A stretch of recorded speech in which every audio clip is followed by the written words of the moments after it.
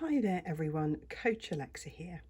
I thought I'd talk to you a little bit today about running books and give you a little mini guided tour of my bookshelf. Now the caveat to all of this is that a lot of my books that I've read are actually on my Kindle and I can't show you, unfortunately. So I thought I'd first of all show you one of the books that I've read quite recently that I really enjoyed. So this book by Alex Hutchinson, he's got a blog on Outside or Online called Sweat Science, full of really sort of science-backed information, primarily about running. He's a keen runner, and this book is absolutely fascinating. It has different chapters for each of the different potential limits on human performance, explores them all, gives you a lot of scientific background and referencing if you're so inclined, and comes up with some interesting conclusions about what limits human potential, particularly in endurance sport. So definitely well worth a read.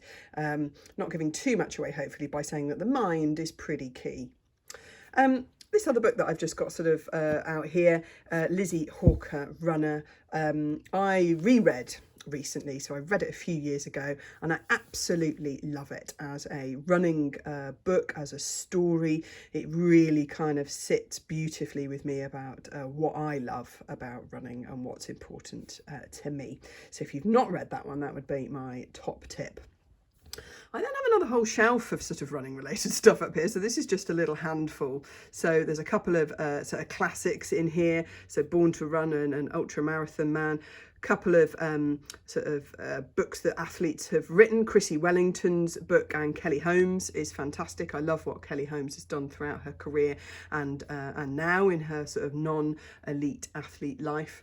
And sprinkled in here are some classics that my dad gave me, and he started running in the 70s. So look at that for a pair of running shoes. And also this rather wonderful book, again, fantastic kind of cover art by Bruce Tulloch.